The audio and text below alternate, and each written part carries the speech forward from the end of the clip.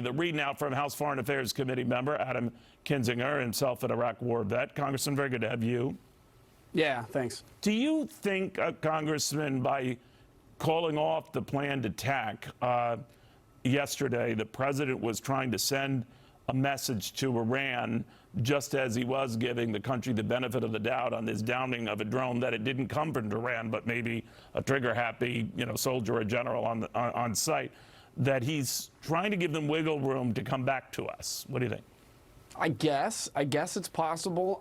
Look, if this was an accidental shoot down, which I don't believe, I mean, immediately the Iranian government celebrated it. They put out it was a fake video, but a video of the downing of this drone. They took full credit for it. They said they could have shot down a plane with 35 people on it. And I think the other big thing to keep in mind is in Syria last year, this same basic missile defense system actually accidentally shot down a Russian aircraft. The Syrians did. So it is not perfect. So even if they knew this was a drone they were targeting, it easily could have hit that plane with 35 people on it. So I think, look, I thought the president shouldn't have called this strike back, but the fact that he did, I think we have a real opportunity now to try to engage the Iranians, and they should know that if they do something again, the president's not going to be that generous next time. I guarantee you he's going to have too much pressure, and he's going to feel personally let down, as well as there's going to be continued danger to this country. You know, Congressman, I don't know the exact timeline with the Iranians when they mentioned the fact that they could have shot down this military jet with 35 soldiers on board, but it seemed to come soon after the White House was claiming that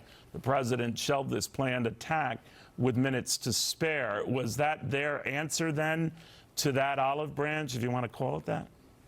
Yeah, probably in their way. You know, keep in mind at any time, any country with an air defense system, which is most countries, can shoot down planes. The reason they don't is because we know what the reaction would be massive, especially if you're the United States of America. Well, do you think they knew this was a drone, Congressman, or not? It was so high up there that it's possible they didn't, which maybe is even more problematic.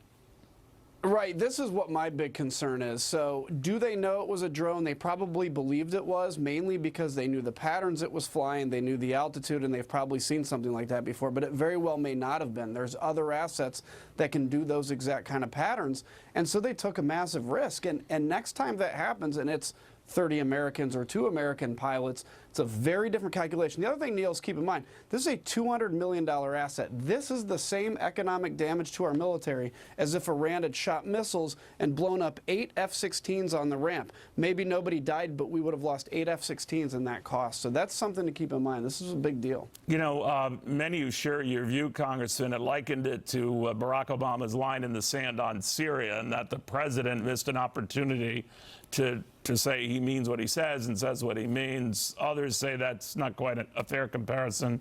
What do you think? So I think it ultimately, I'm not trying to cower out of this, I think it depends on how this ends up in the long run. We saw with the president in 2013, it led to Russia going into Syria, Iran with bigger implications in Syria, et cetera, and nobody took him seriously in the Middle East.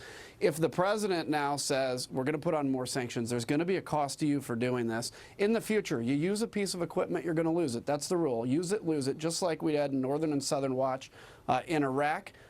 Then I think ultimately it's not going to hurt his reputation. If, though, Iran thinks they can challenge him and they do so again without a response, I think it could be pretty bad. All right, sir, we're learning as well as the president continues to talk to reporters that he says he's traveling to Camp David to presumably talk about Iran. I don't know what that means, but to talk about wider actions against Iran, do you know anything about that? I don't, but you know, what I can imagine is it's setting up understanding that Iran is doing this, having situations where, let's say they do this again, maybe a quicker reaction, this is the reaction, maybe there's some cyber issues, maybe some more economic issues, maybe a different force posture. But what Iran needs to know is if we strike back proportionately and they react, the next strike will not be proportional and be very devastating to them. That's how you deter future action by Iran. Congressman, thank you very, very much. Always speak your own mind. Thank you for your service to this country as well.